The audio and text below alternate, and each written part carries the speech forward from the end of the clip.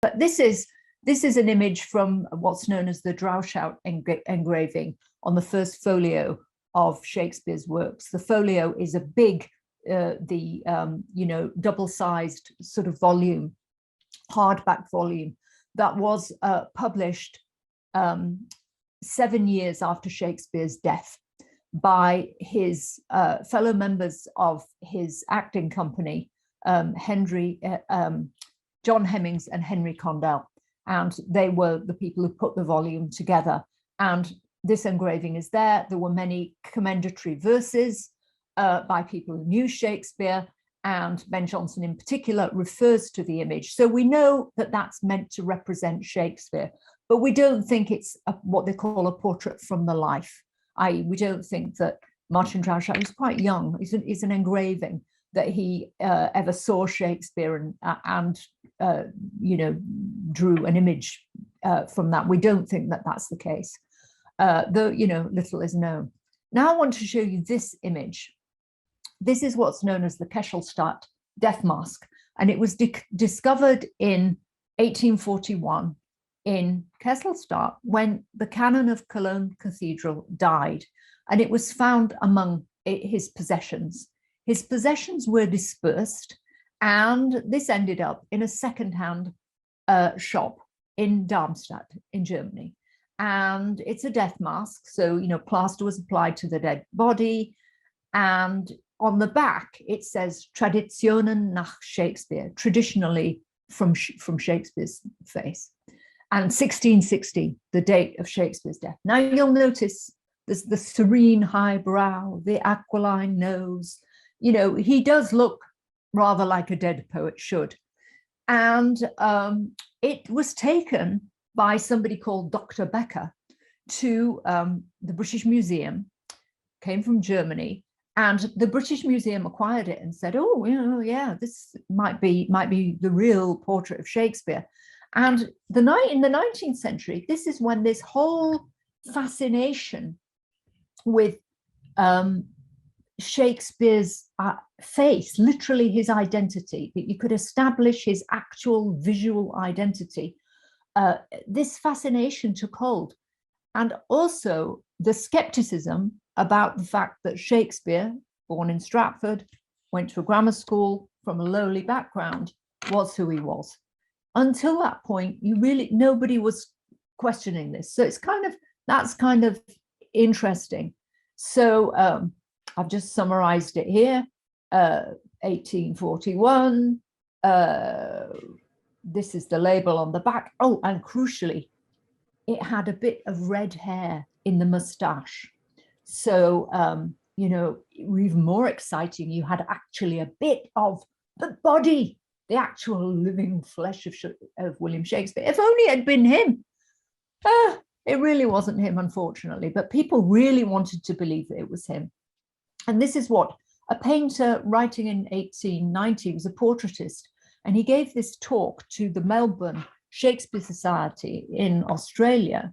And he said, I am convinced that this is indeed no other but Shakespeare's face, that none but the great immortal serene features looked thus in death, and bore so grandly stamped on his high brow and serene features the promise of an immortality not of this earth alone. So this is A.H. Wall indulging in what we now call bardolatry. He had an idea about what Shakespeare should look like, and this death mask fit the bill. Now, the slight problem with this is it may not be from the period at all, but also David Piper from the National Gallery in London has said that, there really aren't death masks from the period of anybody but the, most elite aristocracy. And Shakespeare just wasn't that. And I think this is this problem, the sort of class identity of Shakespeare that people in the 19th century just could not get their heads around. They just wanted Shakespeare to be, a member of the landed gentry, which is not what he was. And I think that's important because we learn so much about the status of a writer in a period prior to the rise of the novel, in a period where writing, and playwriting is considered a kind of déclassé activity. And you don't do it unless you really need to grub for your living, as Shakespeare, believe you me, did. So I think the Death Mask represents the fantasy of what we want Shakespeare to look like, or what people in the 19th century wanted Shakespeare to be, and what he really was.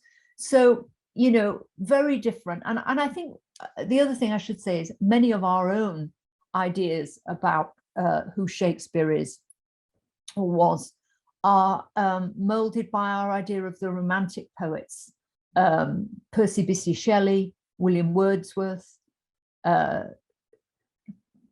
Samuel Taylor Coleridge, Lord Byron, William Blake, and today's image of successful authorship and kind of celebrity.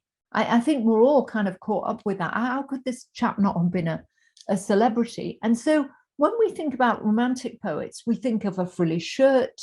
We think of, putting your hand on your head and waiting for the muse to descend. And, you write a poem down whenever you feel one coming on, not you write for commission. You write because you have a patron who's paying you, or you write because you need to put bums in seats in the theatre, because you are a professional writer and you really need to make your living.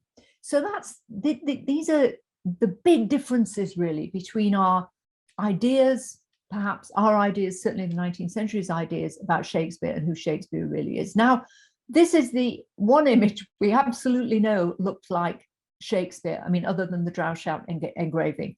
And this is not a fancy portrait. This is the monument in Holy Trinity Church in Stratford. And it's not a great work of art any more than the Droeshout engraving is a great work of art. It was executed by Gerhard Jansen, who was a member of the family of tomb makers, the Jansen family. He was Gerhard was English, but he was of Flemish descent, and they had a business near the globe. So that was probably the reason why Shakespeare's family decided upon Jansen to execute this bust of Shakespeare. It's only a half bust, appropriate. He's got the appropriate things. He's got the pen, he's got the quill, and it's painted. When we get to the 18th century, people had ideas about classical sculpture, which they thought was unpainted. In fact, lots of classical sculpture was painted, but since it was a long time ago, the paint's worn off. So at one point, this bust got whitewashed because somebody managed to convince the vicar at Stratford that, it would be much more elegant if it didn't have any color. But in fact, it was a painted, a colored, sorry, I've lost my page here, portrait. Now, a famous 20th century critic, John Dover Wilson, said, "This doesn't look like Shakespeare. He looks like a complacent pork butcher." The thing is, writers look in all kinds of ways, but he didn't doubt that Shakespeare was Shakespeare, by the way. He just thought it was unfortunate that Shakespeare looked like a pork butcher, as he put it, instead of how he wanted a poet to look. This is probably toward the end of his life. He dies in 1616. So he's probably, not looking great any more than Elvis in his coffin when people went by and said, oh, he didn't look well. People who saw the open casket when Elvis had died. Well, he was dead. So, what do you expect? You can't expect people either aged or dead to look really at their peak. But, again, he's just not got these serene features and highbrow. Well, he's certainly got a bald head, but he's not really a highbrow. This is the 1623 volume of the first folio. Doesn't contain all Shakespeare's plays, in fact, but it does contain many of them, and they're, and we're told that they're true and original copies. This was put together, and there are some plays we wouldn't have if it weren't for the fact that Hemmings and Kuntell had put this volume together. So very, very important. And Ben Jonson, Shakespeare's great contemporary poet and playwright, also says, reader, look not on his picture, but his book. he says it's what he looks like isn't important. What he wrote is really important. And I think that's a message for all of us. This is Holy Trinity Church in Stratford-upon-Avon. And I don't know if you're aware of this, but church going was compulsory in Shakespeare's England. The Reformation had happened in the 1630s in England when Henry VIII had broken from Rome because he wanted a divorce from his first wife, Catherine of Aragon, and the Pope had refused him. So it was still Catholic without the Pope in Henry's time, but then Henry died, his son, Edward VI, took over, and England became very Protestant. Then he died. As an adolescent, his sister took over, England became very Catholic, and then she died, and the great Elizabeth I took over, and Elizabeth made England Protestant.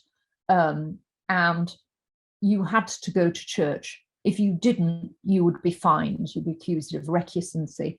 And there were other endeavors to get people to fall into line with the new religion, but church going is compulsory. So Shakespeare's own sister Joan, his wife Anne, his daughters Judith and Susanna will have seen the funeral monument every week on a Sunday, and nobody jumped up and said it's not him. Everybody was very happy with that image. So we know that that's an authentic portrait. Now, this is the kind of funeral monument you'd get if you were an aristocrat. This is a recumbent monument, also sculpted by the Jansen family. They put a lot more time into this one. It's marble, it's fancy, and the granddaughter of Edward Manners is presented here because he arranged her marriage to none other than Elizabeth I's chief minister, Lord Burleigh, William Cecil Lord Burleigh.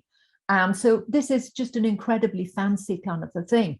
And you might think, well, why didn't Shakespeare get this kind of thing? He'd made money in the theatre, but he's not an aristocrat. Nobody would think of spending that kind of money on this. This is the Dean of St. Paul's Cathedral, John Donne. He's also a poet, but that's not why he gets this wonderful. He had himself sculpted in his death shroud by what was the guy known as England's Michelangelo, Nicholas Stone, very appropriate name for a sculptor. But again, that's because he's the Dean of St. Paul's Cathedral, not because he's a writer. So this is Percy Bysshe Shelley, a portrait of him, wonderful shirt, just looking like a poet should. He's young, he's handsome, he drowns, and this is the fabulous sculpture of him in University College, Oxford, and it's sculpted by the great 19th century sculptor Henry Onslow Ford. Now, he looks like a dead poet should, the hair nicely kind of waving off the back. He doesn't look like a complacent portrait. And I think it's because of these notions of what we think Shakespeare should be, this kind of stultifying images that we then think, oh, he couldn't be possibly who he was. This is the Earl of Oxford, who died in 1604. If this had been Shakespeare, we wouldn't have King Lear, Macbeth, The Winter's Tale, Cymbeline, or The Tempest. So, but there are people who still insist that, because people want a conspiracy, they want Shakespeare to have been an aristocrat. But he's so much more interesting than that. His life is so much more interesting that he wasn't an aristocrat. Aristocrats actually didn't bother to write much at all, by and large.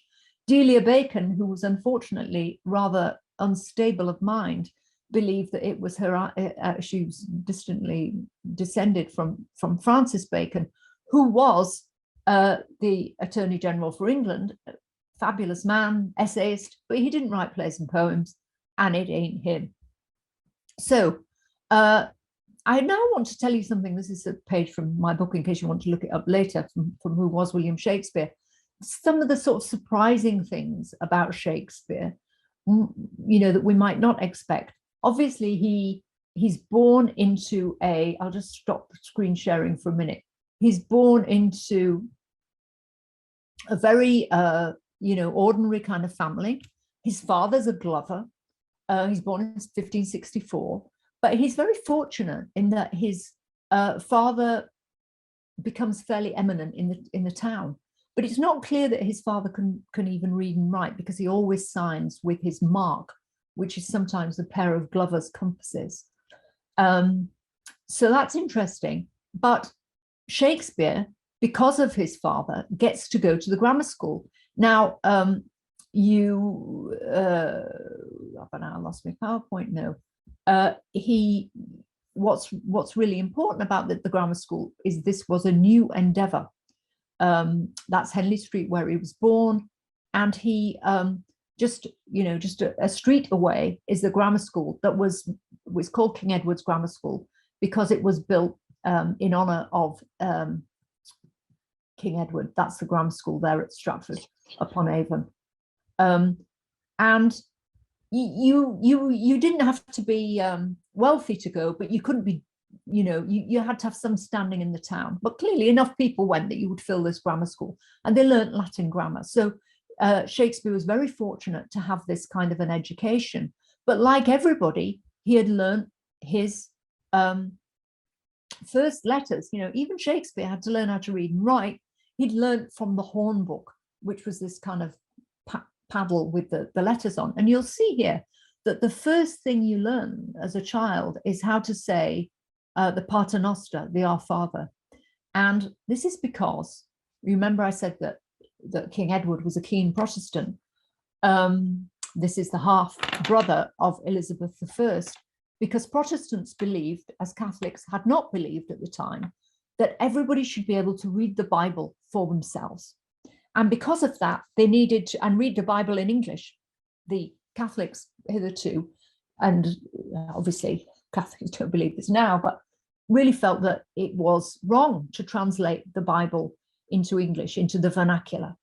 But now English as a language got increased status, and people were learning English, and they were learning to read and write in greater numbers, especially males. Girls, not so much. Literacy rates are vastly lower.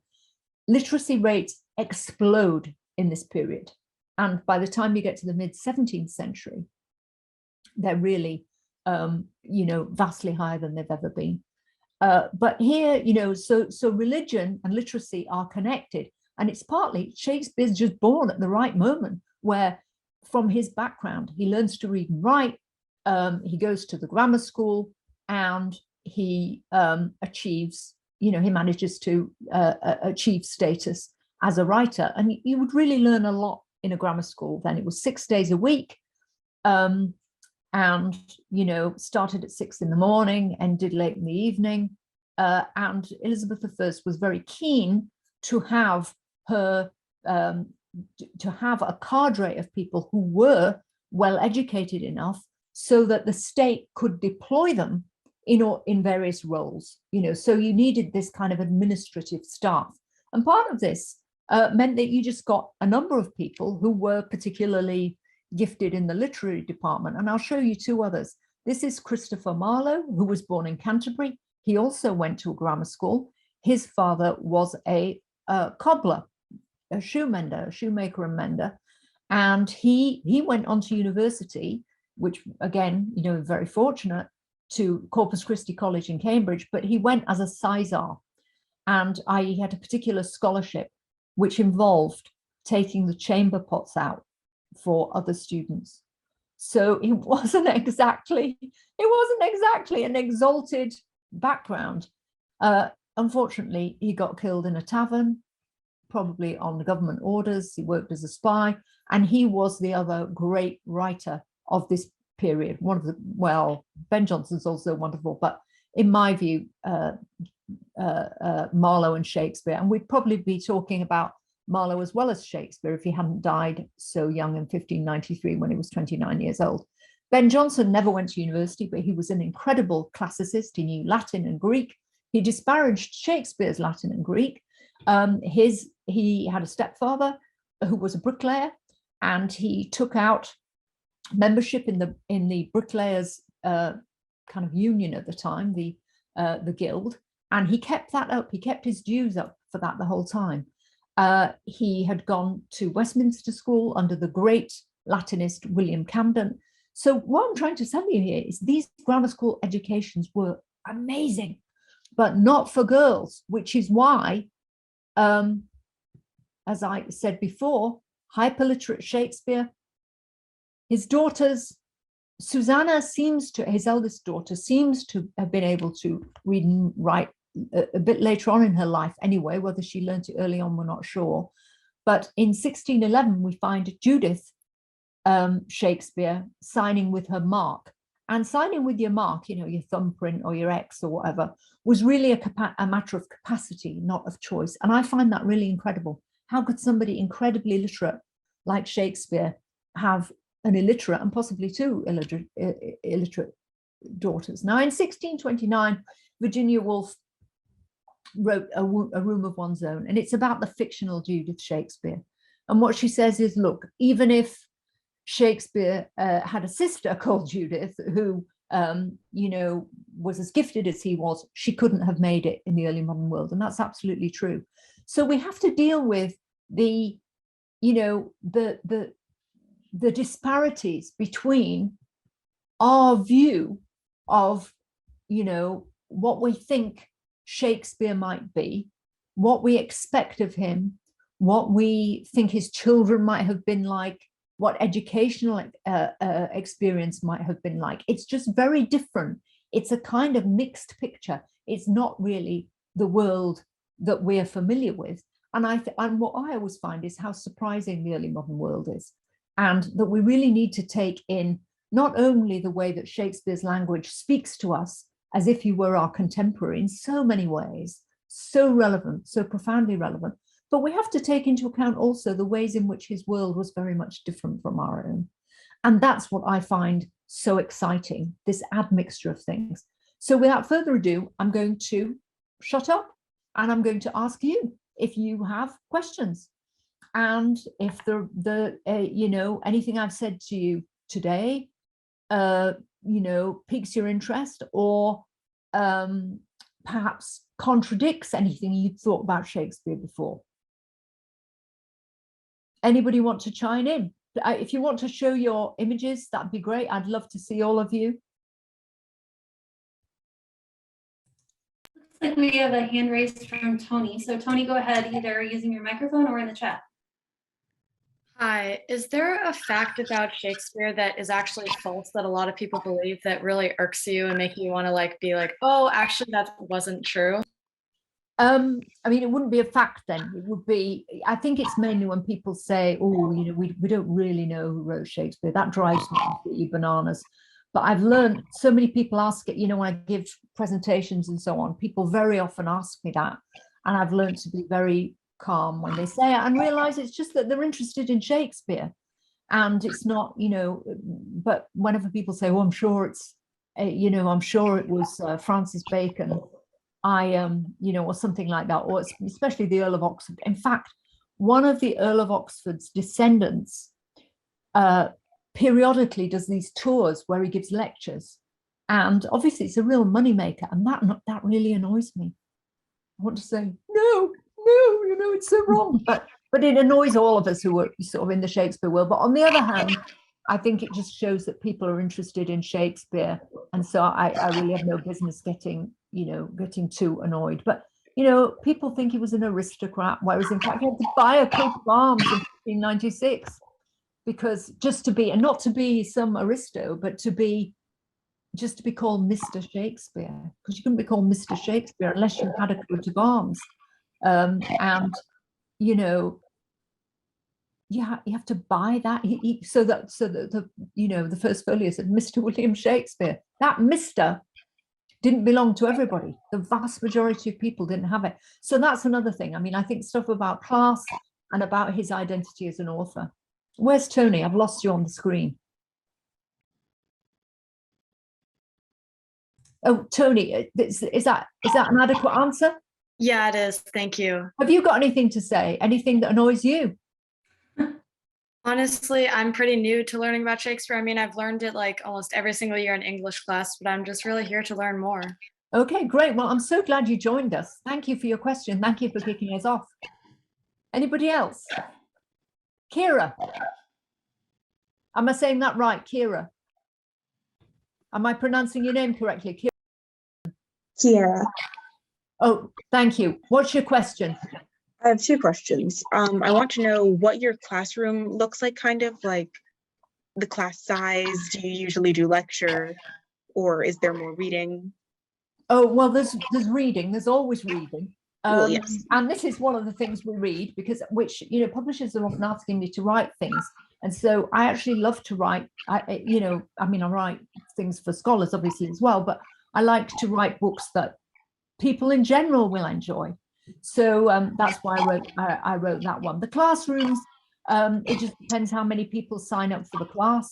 But usually what happens is I'm pretty interactive with people. So Monday and Wednesday usually is it depends on what the schedule is, but usually 2 days a week, I mainly give a lecture. But I have to tell you, I always have students, if it's a passage from Shakespeare, I often have actors or people who, I ask students to read the passage, and we work with passages like that as part of the lecture invariably. So it's not that the students are just, sitting there, silent.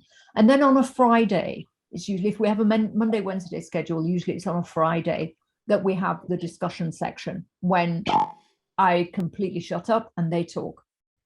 And that's always huge fun. So that's, how that one goes. And we keep the discussion sections. We never have more than 25 people in the discussion sections, and sometimes many fewer. Again, it just depends on, the enrollment for the year and that kind of thing. But I always want to hear what students say, and I'm always really excited to discover what people who haven't read Shakespeare before think about him, as well as sometimes, people say, wow, well, when I was in high school, we did this, and now, in college, we're looking at this in a completely different way. And that's always very exciting for me too. So they're building on knowledge or learning something new, and that's great. And you said you had a second question. Yes. Yeah. What is your favorite Shakespeare play? Oh, that's impossible to answer. It's whichever one I'm reading at the moment. And, right now I'm writing about the poetry, Shakespeare's poetry. I'm not writing my own work. I'm writing a book about Shakespeare's poetry. So at the minute, it's the poems that completely captivate me. That's Lucrece, Venus and Adonis, the Phoenix and the Turtle, and all of the sonnets. And I'm totally immersed in that at the minute. But, if I'm teaching Comedy of Errors tomorrow, that'll be my favorite play. So how about you? What's yours? Have you got one yet, or are you new to Shakespeare? Hello? Unmute yourself, Kira. Have you got a favorite?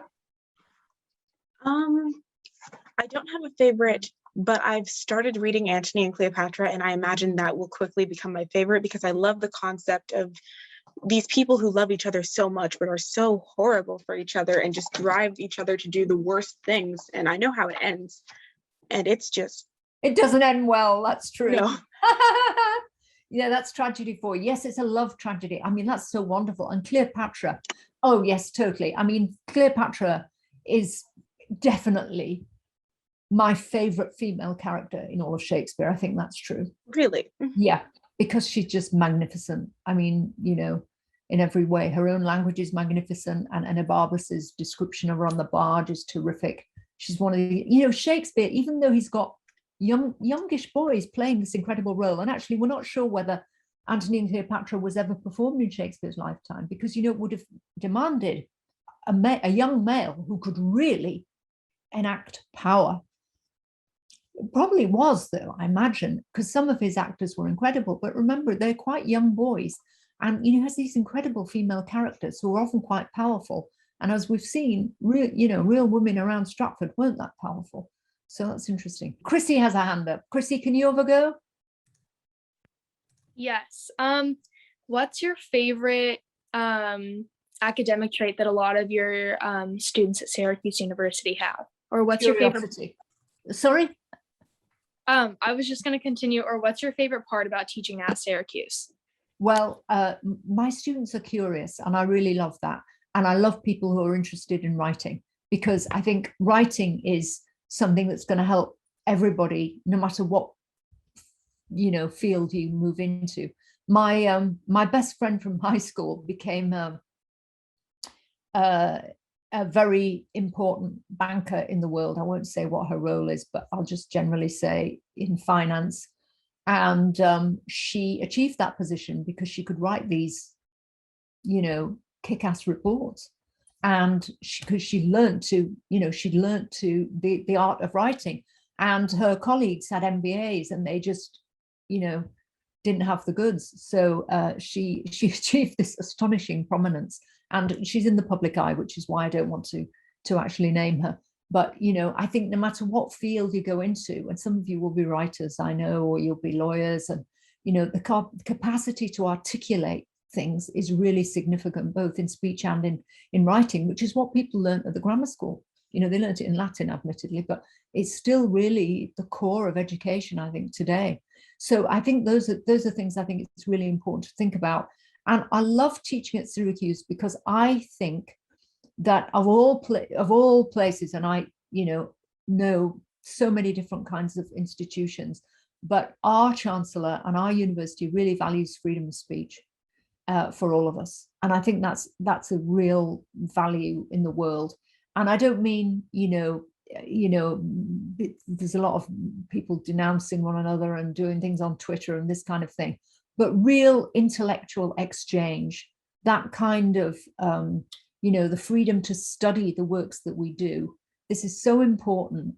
And instead of thinking that, you know, you have to have a narrowly vocational or professional education, that you really expand your mind, and that will help you when you have to, you know, choose a livelihood. And so I'm very proud of that tradition at SU, and I'm very proud to be part of it, actually. Yeah. Who's next? Is it Kelly? Yes, hi, how are you? I'm good. It's lovely to have you with us. I'm happy to be here. I had two questions for you, actually. Yep. Do you prefer teaching Shakespeare's earlier or later plays? You know, again, I love all of it. I love everything written between about 1550 and, you know, 1660, well, 1700. Actually, that's not true. I wouldn't cut myself off there. I really love literature in general. And Right. I love early modern literature. And I teach women's writing of the early modern period. There's not nearly as much of that as there is of men's writing, but I'm really interested in, and I love teaching Christopher Marlowe. I love teaching Ben Jonson. You know, it's, you know, for me, it's just a passion that extends and extends. But when I teach the introductory Shakespeare course, I change it every year because I can't decide what I love the most. So it's never the same twice. So it just depends. If it's an election year, I usually pick Coriolanus as one of the texts because there's an election in Coriolanus, albeit in ancient Rome. But I just, you know, I like to work my way around the canon because I think there are so many new things to be discovered. And sometimes it's good to deal with a play that people haven't mainly done in high school, like perhaps Two Gentlemen of Verona or Pericles. So I like to surprise students with something, you know, something that they definitely won't have done in high school. They probably have done Romeo and Juliet or Macbeth or the great tragedies. Somebody will have done it, but and we do it at a different level, I must say. So I mean, you know, we do it in kind of greater depth. So the problem is I'm such an omnivore in terms of Shakespeare's output and the early modern period in general that I you know, I love whatever I happen to be doing at the minute, and I switch it out a bit. Yeah. I hope that's a good enough answer, Kelly. Yeah, it is. And it actually kind of segues into my next question. Do you prefer the comedies, tragedies, or like historical works best? Oh, now one thing I would say is that I found that my students find the history plays a bit more alien. Well, not all of them. Richard III, people, you know, is the evil kind of king who manages to persuade the wife of the man he's just murdered to marry him. You know, but the War of the Roses is this sort of medieval antagonism that feels like a long way away. And some of the history plays are quite intricate in terms of plot. Henry V is also more accessible for most people. Henry IV part 1 and 2, I'd say less so. And I don't think I ever teach the 3 Henry VI plays in a beginning class, though I might change that, because those Henry VI plays were Shakespeare's earliest, works, and they're kind of the action flick of his day. There's battles, there's excitement, but there's also a lot of politics that we need the footnotes on. So I would say those are, I have found that people tend to find, not just students, but when I talk about Shakespeare to the general public, people tend to find those a bit, less accessible. There is one play I absolutely love. If people say I hate Shakespeare, I'm just doing this course because, somebody told me I had to, or because I have to do the writing requirement or something. I know how to convert them. I teach the comedy of errors, which is really hilarious. And if I can, and so I always enjoy that because it's very funny. And it's funny, I think anybody would find that funny. And it's about twins, and it's about farcical misunderstandings. And it's, if we're all feeling a bit down, the comedy of errors is always a really cheering moment. Hope that answers it. Who else has got their hand up? I see Lisa. Hi. Thank you so much for that. It was really great to hear. I absolutely agree that still many people doubt the identity of Shakespeare and kind of attribute his works to somebody else because of that picture of an artist that was created during the Romantic period. And as I wanted to ask you as a part of academic community, do you think this picture of a tortured artist immersed in all kind of drama still persists? And if it kind of messes things up for you as a writer and prevents people from exploring things as scholars? Well, it's interesting. The idea of the tortured artist is sort of a fascinating one. There's no sign. I mean, Shakespeare may have had a complicated love life, judging from the sonnets, because the first 126 sonnets are written largely to a young man. They might not all be the same young man.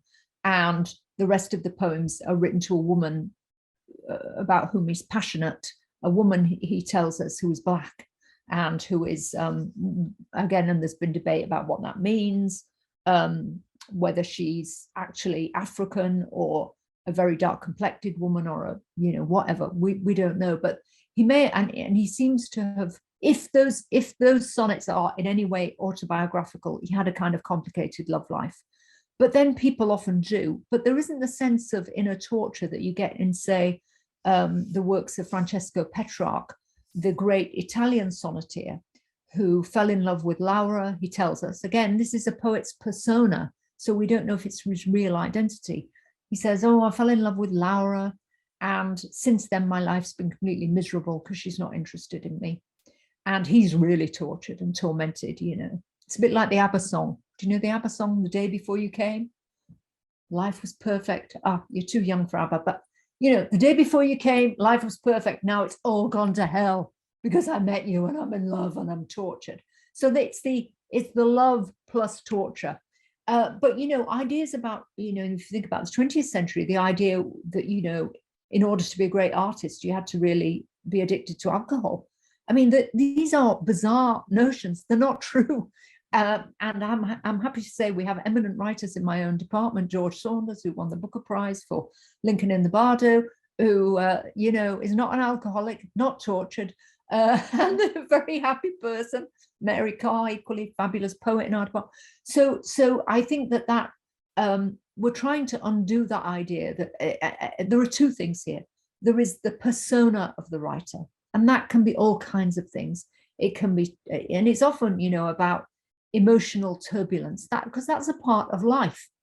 But we mustn't mistake that writerly persona with a person's lived identity. And quite honestly, who wants to be Sylvia Plath? Do you know who she was?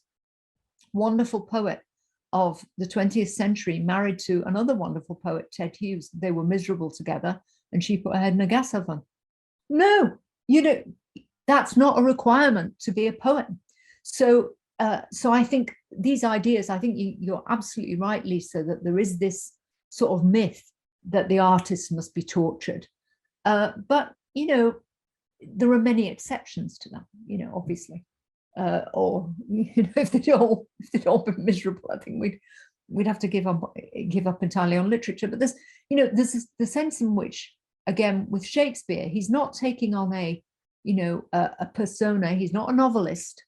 He's somebody, and he's not somebody who just writes a poem when he feels one coming on. He writes two of his long poems because he has a patron. The theatres are closed because of plague, and he needs money.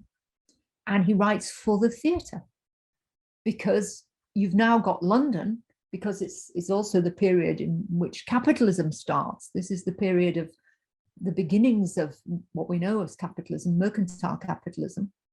And as a result, the city of London has got much, much bigger. If it hadn't, you wouldn't have a purpose-built theatre. The first purpose-built theatre in England is in 1570, and it's called, guess what, the theatre, because there's just the one of them. And the timbers for that are brought down to the south of the Thames. They build the Globe. So you've got an audience. So there are these real economic incentives for somebody like Shakespeare to write.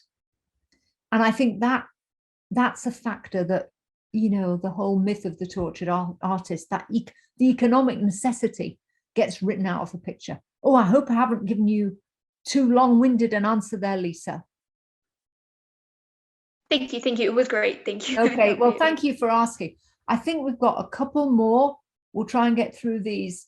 Let's see. I've got Alexis. Hello. My question was, so at my school, we've really only done Shakespeare in like the visual analysis form. So like my kind of question was like, how do you feel about like modern interpretations and like takes of Shakespeare in like a visual form? Do you mean movies? Yeah, that's the only Shakespeare we've done. Yeah, well, the movies are great. I absolutely love it. I mean, the thing is, the plays, you know, don't forget, every film or performance is also an interpretation of Shakespeare. It's an interpretation. And so I'm always really intrigued to see how, you know, how the interpretations work. Give me an example of one you've seen recently. Most recently, we did Macbeth, and we watched that one. Well, whose Macbeth was it? Do you remember?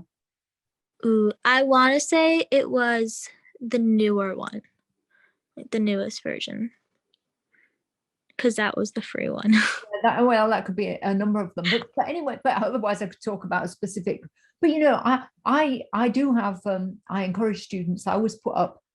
We have actually fabulous resources for streaming. We have a thing called Canopy through the library and Swank, and we get also all the productions at the Globe Theatre in London. We have them via the library, so you can see theatre productions, you can see the BBC productions, and all the films. So they're all interpretations, and I'm always intrigued to see how each generation, each iteration of Shakespeare, each performance, how it speaks to, say, issues that are really important to us right now. So you'll get a slant on the interpretation that's significant. You know, for instance, Macbeth has been done recently by the Royal Shakespeare Company as a kind of totalitarian leader. That's sort of interesting because obviously there's a worry that there's a rise in totalitarianism in the world. And the role of, you know, Lady Macbeth, instead of being a witch-like queen, she's rather a canny political wife. So those are always, you know, fascinating to me. And there's no such thing as, you know, the original performance. We don't know what that was because they didn't have, you know, video recording capacities at the time. The other thing I'm really excited about is I'm part of a project called the Asian Shakespeare Intercultural Archive. And there are fascinating productions being done in Asia, particularly in South Korea. And a friend of mine, Lee Hon Yu, is currently doing a production of King Lear, which I think will be, one of the most exciting of the time. So it's a global phenomenon as well. It's not just Anglo-American performances. So I'm always, whenever there's a new production, I'm always, oh yes, have to see it.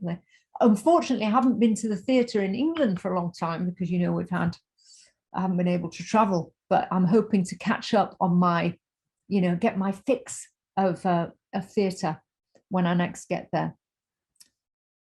Is that okay, Alexis? Anything to add? No, that was a great answer. Thank you. Okay, well, keep watching. Yeah, who's next? We've got Hayden. Are you in a better place yet? Yeah, sorry for the technical difficulties before. No worries, I totally understand. Okay, so I'm actually really glad you talked about like the Asian interpretation of Shakespeare. I've actually attended like a few interpretations of Hamlet here in Hong Kong. So I'm very glad to hear like the representation of Shakespeare around the world. I do have a question regarding the Hamartia in Shakespeare's play, which is like The what? I'm fate of sorry, I the can't hear you quite well. The Hamartia. I hope I'm pronouncing that correctly.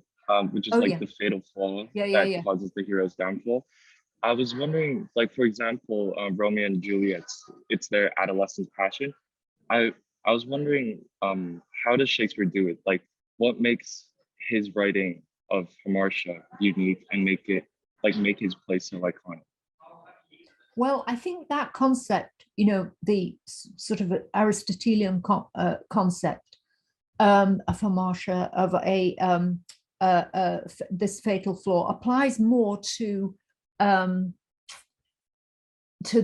tragic heroes like Hamlet, Othello, and King Lear than it probably does to Romeo and Juliet, because it's really not their fault. It's the parents, the social world that really leads to their doom, as well as the sense that it's fated. Remember, some consequence yet hanging in the stars.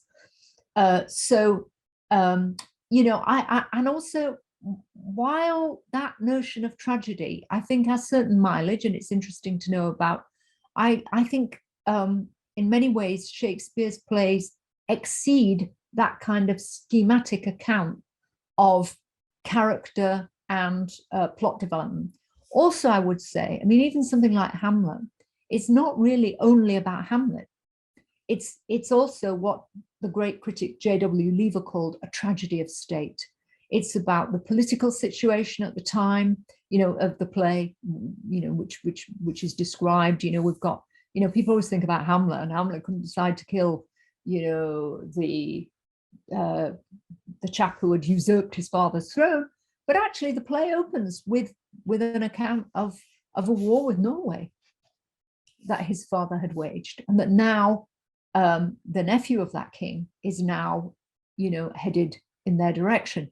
So there's always a sort of geopolitical, if you like, element to the plays. And I think we often forget that when we focus on this kind of schematic image of tragedy. So I like to move away from that a little bit, instead of trying to fit the play to a paradigm that we have in advance, to see how does the play unfold and complicate our notions of tragedy. Okay. Is that all right for you, Aidan? Thank you very much for tuning in from Hong Kong. That's wonderful. Wonderful to have you here. Thank you so much. I think we've got one more person. Is it Braylin? Braylin? Yes, ma'am. Oh, hi. Hi. Thank you for joining us. You're welcome. I just had a question in regards to your previous book, what this course is on. How were you careful about monitoring the accuracy of the information that you were putting into your writing, especially when you were like doing research on, who was William Shakespeare? Yeah. Did you just stay mindful of what you were putting into your work? Well, I did an awful lot of research, and there are some scholars have been in the archive and done, there's a great deal of accurate information that we already have. there's sometimes new information comes to light. But the survival rate for documents for anybody from the period is not that high. So most of the, for instance, we have the copies of Shakespeare's signature that we have are all on his will, that that he wrote on his deathbed, essentially. And we have documents related to transactions in Stratford, that we know he did a bit of grain hoarding, land transfers, just the kind of thing that we have, if you like. When you buy a house, that's the record of you. It doesn't really tell you a lot about the person's life. And when you think of hundreds of years later, when they didn't have really a good system of keeping files, etc., we're very lucky to have the information that we did. So I stuck to only established fact. And the other thing was, I really avoided even some books that I find very valuable, like Stephen Greenblatt's Will in the World, which I think is a wonderful book and I'd recommend to everybody. But one thing that Stephen does that I don't quite approve of is he says, and it must have been, and it seems, and I really tried never to say that, because I think either you've got the evidence to back this up, or you need to explain why it could be true, why it might not be true. And, that you have to evaluate it in that way. And it has to be on very solid historical ground. So it's really just a lot of time in the archive, the library, read everything. And then you got to put, even though this is a book that I wanted people to read in general, I wanted them to be able to follow up the footnotes, if they wanted to delve further, and not to, lead to inaccuracies. So I stuck to that. Great question. Thank you. Is there anybody else I haven't called on? Is it Alexis? Have you already asked your question? Or is this another Alexis? Oh, yes, sorry. Oh, it's all right. Sorry. Oh, yes. Monet. Is it, am I mispronouncing your name? Yeah, it's Monet. Monet. So would you say that your class is more lecture based or more discussion based? And well, it's a bit of both. It's a bit of both. For the 100 level class, my 121 class is, it's part lecture, but as I say, I always have students involved and ask them questions. But definitively, there's a whole class devoted every week to discussion. Is discussions important to you, right? Yeah. Yeah, I tend to talk to people like this no matter what. I mean, I don't just deliver material and then, leave. And if we're looking at a passage from a play, I ask students to read it aloud and then we analyze it together. So it's, you're not just sitting there stumm while I download stuff, if you see what I mean. And you get that one session a week when it's really very much me listening to what people have said. Yeah, well, I hope you'll join us in 121 in either next fall or the fall after. Okay, well, I think we've reached the end of the questions. I don't see any more hands up unless I'm missing somebody. And I'm really grateful to all of you for joining me tonight. And you can always email me if you have questions about coming to Syracuse. Oh, I see there's a chat. We should probably look. Where maybe Rachel wants to say something about the upcoming classes before we finish. But it's been really wonderful to have all of you here. And I want to thank you so much for considering a class on Shakespeare in Syracuse. I second that. Thank you everyone for being such a great group tonight. I will say I underestimated you and warned Professor Callaghan. They're high school students. They may be a little less opinionated, a little less vocal than is typical for a college classroom. And I don't think that was the case at all. So I hope you all apply, because I'm very encouraged by what I saw today. And I genuinely do appreciate you spending some time with us and for being so engaging and so eager to chat with a Syracuse professor, which I know could be an intimidating thing. So good for you, and thank you for being here. Perhaps more importantly, thank you, Professor Callaghan, for taking time out of what I know is an insane schedule for a college professor, and we all really appreciate you being here and taking some time to chat with our prospective students. It was a pleasure and a privilege. Thank you. Thank you so much. So as Professor Callaghan said, you are welcome to email her if you have follow-up questions. If we weren't able to address a question you had tonight, You can find her on Syracuse University's website. And of course, I am here for you 24/7. It's my job. So let me know what questions you have about the application at Syracuse and what I can do to help you as you consider what colleges you might be attending one day. I hope it's Syracuse. Thank you again for being here, and we will talk to you next time. Good night. I hope to see you all in class one day. Good night, everybody.